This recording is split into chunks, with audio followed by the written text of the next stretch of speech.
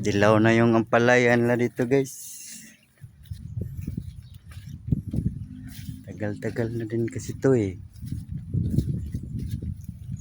Pero may bunga pa rin. Grabe yung puno. Ang laki.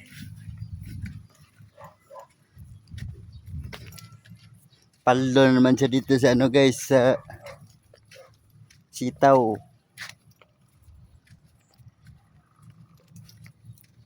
Lipin natin itong ano niya, sitawan.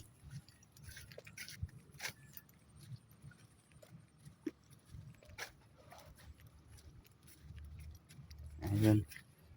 Isa na mamulaklak oh. Banting na isa di ay.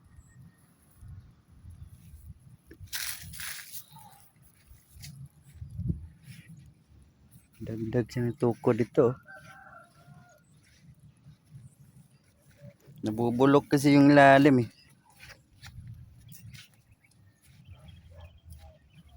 Lugbati pala siya dito oh. Kaso mura ng lugbati. 15 per kilo na lang. Namunga na.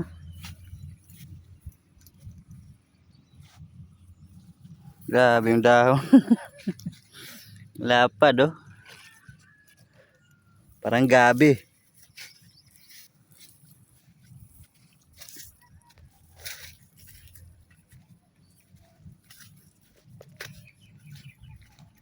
Grabe, nagkayuko tayo.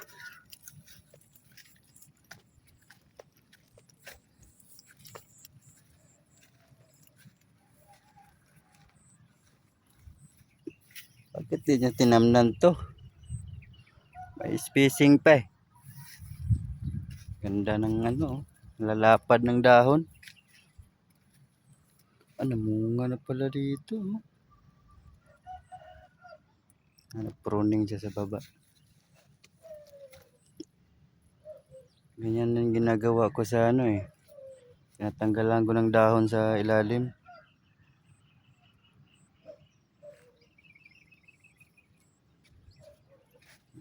Bumunga na.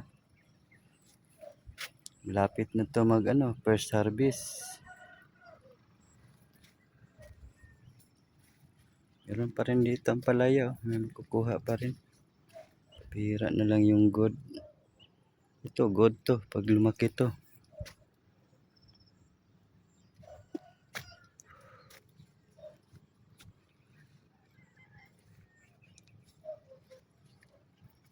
Okay.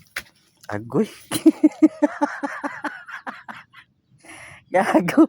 Nabali. Nasagi lang sa tuhod. Delikado to. Matutumba to. Ano pala tong ano? Walang resistensya. Kulang sa calcium. Kulang sa calcium at boron.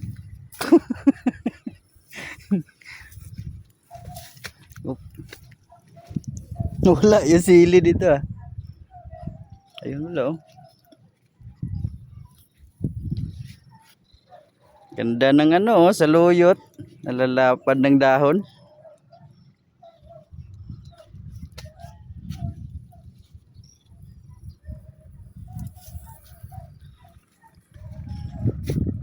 Bunot damo talaga yung ginawa nyo. Hindi talaga yung ano lang eh. Tirahin lang yung dahon-dahon. Bunot talaga. Tanggal talaga yung ugat.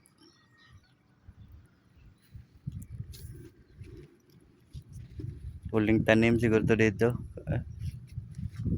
Marami din dito oh. Bunga. Raruhan na. Wala na mga munggo dito.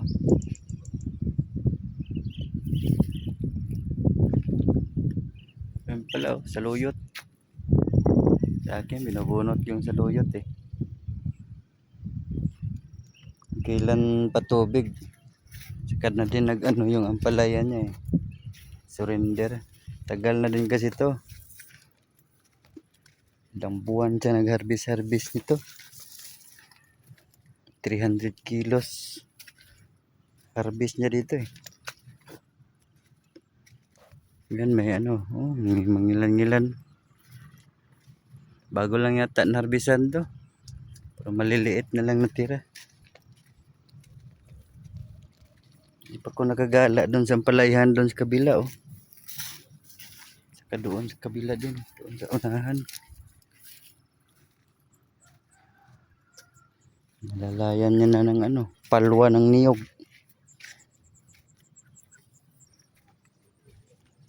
Hinog.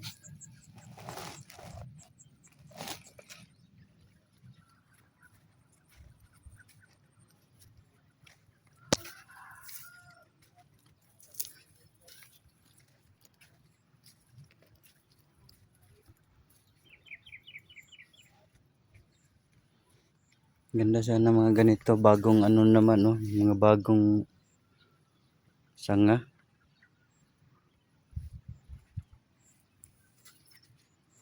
Tanggalin mo tong ano, mga luma na ano.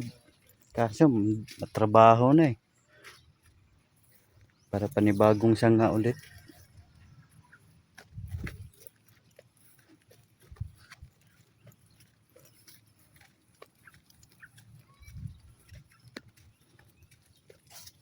Patong na sako, mga